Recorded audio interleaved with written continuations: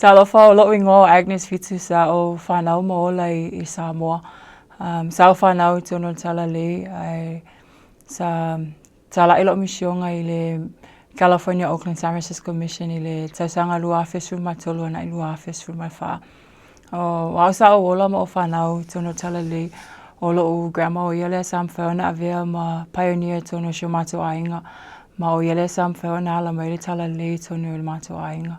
O se tase vaenga sili ona o fiafia ai lo tutupa e tono tala le ona o se whaavaina e lo grandma mato ainga yala le I whainga lotu iafi uma. Ele ngā te leo whaita wina tusia mamona.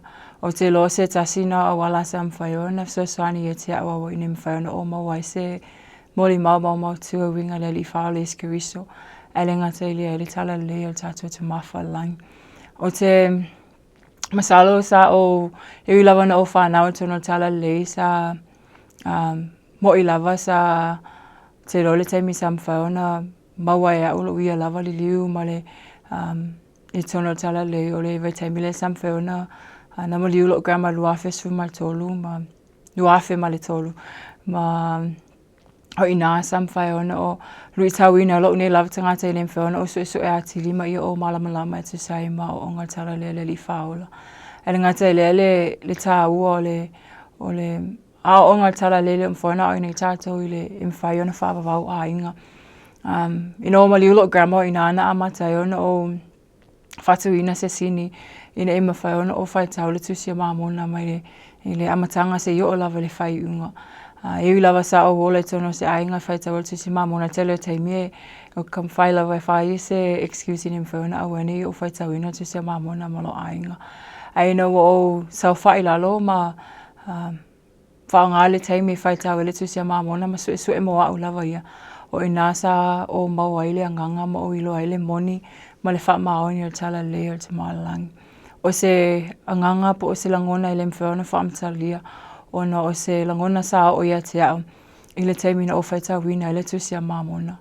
O se tasi o maulo tono tusia mamona sa mwhaona whaamalo sia ilo o ia lava moli mau I tono tala le ma whaaliwina lo lava tangata o lo o mawale le hela mana lo mta upu e lima o lo na whai upu sfumalua.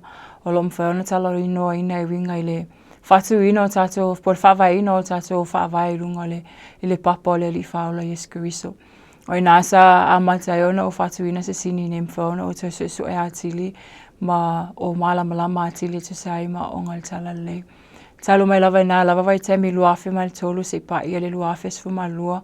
Ewi lava ele wa o se tangata ato atua. Ai sa I te tonu lava o lo o ngangamlo ulo tole ia o ngal tala le sa o I loa le moni ma le wha maoni o tala le. Ma o te whaftai lava uia ile li perfecta Yosef Samita o na olona songa wa mawhai ei o na tato mawaile nei lava tala le ia ngata I lelo nei lava tangata. Sa I le luafe sfu ma le lua sa whao mai le kolisi I Samoa ma mwhaiona o anga I maingi Utah e whao a onga. O ina sa o whatuina se sini ne mwhaiona o aluatu matala I le tala lele li whaola. E ne mwhaiona o whaso atu se mea o mwhaiona o wiloa ina le ngata lea whamanianga I mwhaiona o mawaiala mai le tala lele li whaola iskiriso. Ina wau anga e atu I le misionga o ina o nga ati leon so e whaamalusia ai lo uia lava moli mau. O te moli mau lava uia le alofa mleanga leo te maalangi. Ma o te lo o ia o se te maa alofa. Le so se tūlanga lava lo I tātou o langa. Po whea lava le tūlanga lo e iai I lo o langa anga waa, ma lo lava o langa le waa oe ma te maalangi. O te loa lava uia e lo whama le muti vale te mawhalangi a te tātou.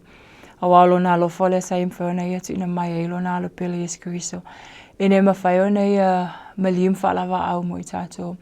O te whaftai lava uia le tala le o te le lo pole asa o me mwhaona whai pe a whapea o te ola mai nela langi au te le au wai tono tala le li whaolo Yesu Kiriso. O te whaftai lava uia lo te maa langi tu sa lava pole ale te leo taimi o te leo sustai ai au te whaia pelo na lo whamlo na ngā lei. Ia te au e ala lea I le musu ngā lea nganga. O te whaftai fwea uia le tusia mamona ona o se tasi fo I leo vaenga o lo mwhaona whaamalo sia ai lo nei lava te ngata walo whawhenga I ei ma ma se olai, ma se olanga, ma se tamaitai talavo.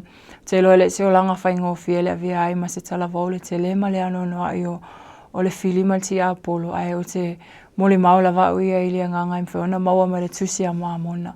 A whai lava la tato su em whai tau, ma te talo pe moni lava ia mea, o le am whai ona so ani mai le nganga te maalangi. Ma o se vaenga na sa am whai ona tupu ia tea, ono, sa olangona lava le nganga le te maalangi e so ani, i lo unei lava te ngate i nemi whai ona o malama mai. O te fiatu ina atu lo mo le mau te loi le, i le moni ma le wha maoni o tala le li whao le skiriso lunga nei whangai le ele. O te lolo so i fua le tuolo tātua tu maa whaalangi, mai e lofo ia te tātua te tasi umalava. Do nau whalo tātua tu maa whaalangi nem wha ona tātua usius tae ma whatanu ina tūlanga umai tawana tātua whaia nei whangai le ele nem wha ona tātua tu fo ia tuai. O te mole mau atu Yesu Kiriso lo tātua li whaola lea.